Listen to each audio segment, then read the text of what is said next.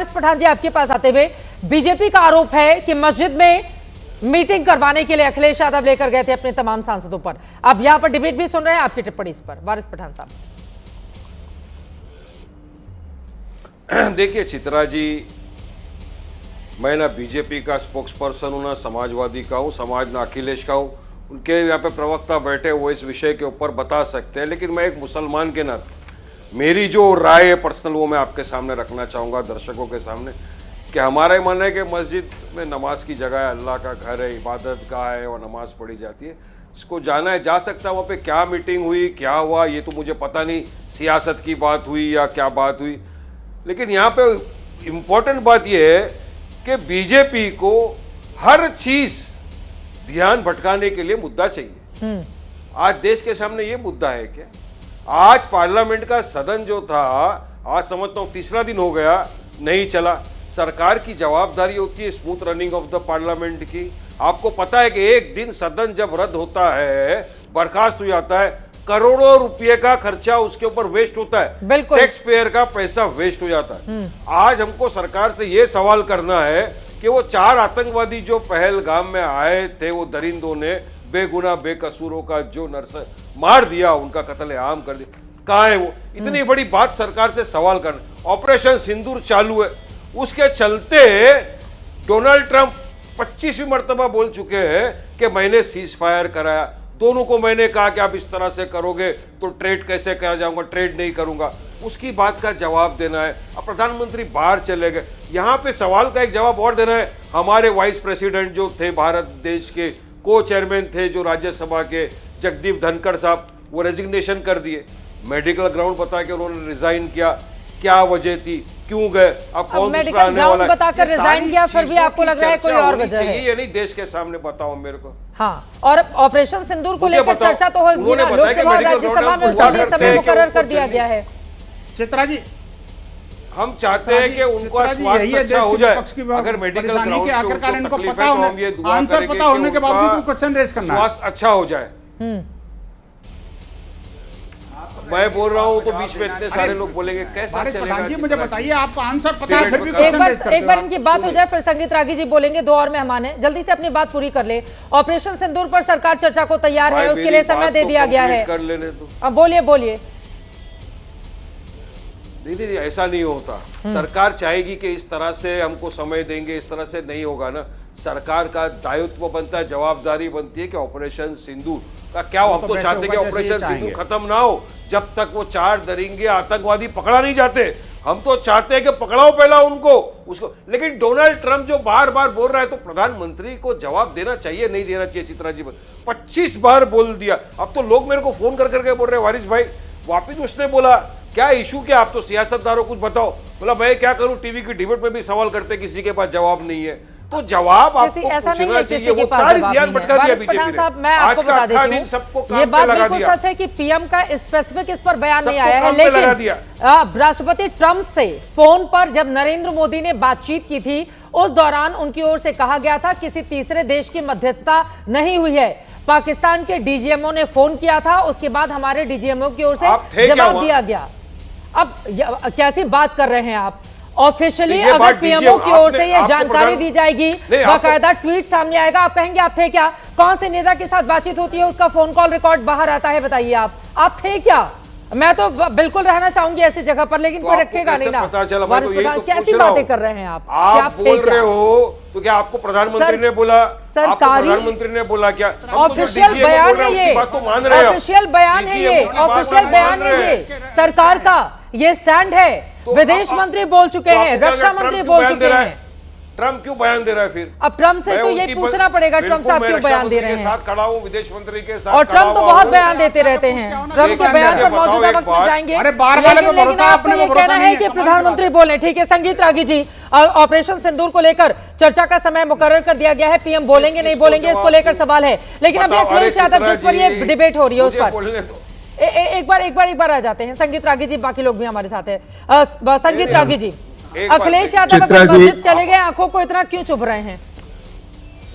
चित्रा जी, सबसे पहले तो ट्रंप क्या बोलते हैं ट्रम्प यदि डिप्लोमेटिक सिविलिटी का परिचय नहीं देते हैं तो कोई जरूरी नहीं कि नरेंद्र मोदी भी डिप्लोमेटिक सिविलिटी का परिचय नहीं दें। हमारे विदेश मंत्रालय ने और प्रधानमंत्री के ही इशारे पर विदेश मंत्रालय ने बहुत साफ साफ कहा था ब्रिक्स समिट के बाद कि किसी भी समझौते, किसी भी तीसरे देश की मध्यस्थता हमने नहीं स्वीकारी है। ये हमारा द्विपक्षीय मामला था, पाकिस्तान ने हमसे कहा और हमने उसे मान लिया है। तो ट्रम्प यदि बार बार यदि कह रहे हैं तो एक प्रकार से अपनी खींच मिटा रहे हैं, क्योंकि दुनिया में जिस रेपुटेशन को लेकर के चले थे वो रेपुटेशन ट्रम्प का वो इमेज टूटा है, ठीक है, चाहे वो पुतिन के संदर्भ में हो चाहे यहाँ के संदर्भ में। ठीक है। रही बात अखिलेश की जी, तो देखिए अखिलेश यादव बहुत साफ तरीके से अपनी रणनीति को आगे बढ़ा रहे हैं। वो मानते हैं कि मुसलमान और जो जादव, ये दो माई गठबंधन जो है वो काफी पुख्ता होना चाहिए, और इसलिए वो जानबूझ करके उन्होंने ये किया है ताकि कांग्रेस से भी एक प्रकार की उनकी प्रतियोगिता चल रही है। कांग्रेस एक तरफ मुसलमानों के वोट को अपनी ओर खींचने की कोशिश कर रहा है और समाजवादी पार्टी भी अपने मुसलमानों तो प्रतियोगिता कांग्रेस से है तो बीजेपी को आप लोगों को क्यों दिक्कत है? नहीं, दिक्कत बीजेपी को दिक्कत नहीं होनी चाहिए। बीजेपी को अपनी चीजों को, अपने वोट बैंक की तरफ ज्यादा ध्यान देना चाहिए। उनको पता है, ये सबको पता है, ये पूरे देश को पता है कि आस्था उनकी राम मंदिर में नहीं है। समाजवादियों की आस्था राम मंदिर में नहीं है, न कृष्ण मंदिर में है, न शिव मंदिर में है। उनकी आस्था मस्जिद में है। ये तो उन्होंने कहा ना, अभी तो उन्हें ये जो हरा कुर्ता वाला है, अभी तो हरा कुर्ता वाले ने बोला ही कि हमारी आस्था में आस्था है। राम मंदिर आस्था का विषय नहीं है उनके लिए, हिंदू मस्जिद उनकी आस्था का विषय है। ईसाई जहाँ आस्था है वहाँ हम आस्था रखते हैं। हम सभी धर्मों का सम्मान करने वाले लोग हैं, हम इंसानियत को मानने वाले लोग हैं, हम देश को तोड़ने की बात करने वाले लोग हैं, देश को आगे ले जाने वाले लोग हैं। देश को तोड़ के, देश में डिवाइड करके, आपस में सभी को एक दूसरे से लड़ा के और नफरत की राजनीति करके कभी कोई राष्ट्र आगे नहीं बढ़ा है। किसी राष्ट्र को अगर आगे ले जाना है तो सभी धर्मों को, सभी जातियों को, सभी को आगे मिलकर आप सभी को जोड़ना पड़ेगा, सभी आस्थाओं का सम्मान करना पड़ेगा, तब हमारा राष्ट्र आगे बढ़ेगा। उनको बोल लेने दे। मुफ्ती शमूम काज़मी साहब भी हमारे साथ है, बहुत देर से इनकी बात हो जाए, पहले संगीत रागी जी की बात हो जाए प्लीज। ये भाषा क्या है? हरा ये ऐसा नहीं हो सकता। ग्रीन कुर्ता, अब रोज आप हरा कुर्ता पहन के आते हैं तो हरा कुर्ता बोल दिया। उनके पेट में क्यों दर्द है भाई? इसके मतलब क्या? अब उनको बोल लेने दे, उनको बोल लेने दे। हरे इतनी दिक्कत है तो तिरंगे से उनको हरा बोल लेने दे, बाकी लोगों के पास नहीं जाना। तिरंगे में हरा है तो आप क्या कहोगे? आप क्या कहोगे? तिरंगे में हरा है तो इसके बारे में नहीं बोलोगे? ये हरियाली है, इसको पेड़ पौधे, आप कभी गांव घर तो गए नहीं हो, पता नहीं कहां से बैठ के ताक रहे हो। पहले चेहरे पे लाइट तो जलवाओ, दूसरे यहाँ डिबेट कर रहे हैं बैठ के। आप तो मेरे स्टूडियो में है एबीपी न्यूज़ के, तो पूरी लाइट आपके चेहरे पर है, तो हम मेहनत करते हैं ना। हाँ ठीक है, उनकी बात बोलते हैं, उनकी बातों का कोई गंभीरता से लेता ही नहीं है। किसकी बात? आपके दर्शक भी उनकी बातों को गंभीरता से नहीं लेते हैं।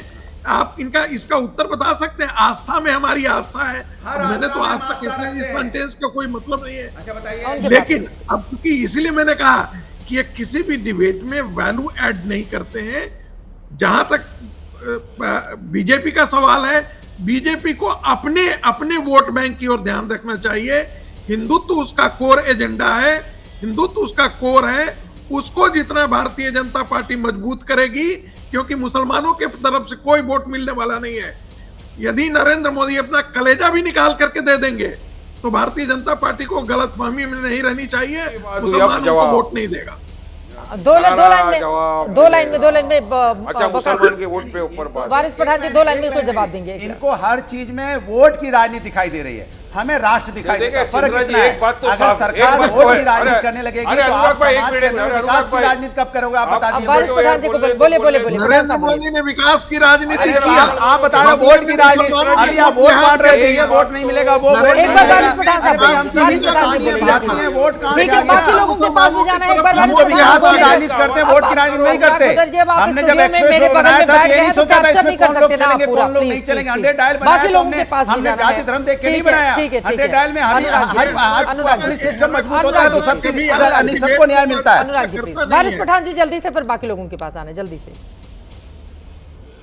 देखिए चित्रा जी, एक चीज तो मैं आपके सामने कहना चाहूंगा कि जो तथाकथित सेक्युलर पार्टियां हैं ना, इनको मुसलमान के 90% वोट चाहिए। मगर मुझे बताओ मुसलमानों के लिए क्या करा? सब जिसकी जितनी संख्या भारी उसकी उतनी हिस्सेदारी की बात ये लोग करते हैं। अभी बिहार का इलेक्शन है, बिहार में देख लो 14% यादव है, 18% मुसलमान है। कितने मुसलमान हमको वो टिकट दे देंगे ये लोग? और हमने कहा कि आओ साथ में मिलके कंधे से कंधा मिला के बीजेपी को हराएंगे, तो हम इनकी नजर में सेक्युलर ही नहीं होते। तो ये तो कहीं ना कहीं मुसलमानों को टोपी पिलाने वाले भी लोग यही लोग हैं। मुसलमानों के लिए वोट चाहिए सबको। आप मुझे बताओ ना, हमको साथ में नहीं लेने का मकसद एक ही साफ है कि चाहते नहीं कि मुसलमानों का अपलिफ्टमेंट हो, ये चाहते नहीं कि बिहार के अंदर मुसलमानों की अपनी खुद की कयादत खड़ी हो। 18% है, उनको दरगुजर करके और बाद में उनको लुभाने के लिए खजूर भी खा लेंगे, टोपी भी पहन लेंगे, मस्जिद में चले जाएंगे, जो करना है करिए। मगर बॉस मुसलमान इस देश का हिस्सा है। ठीक है।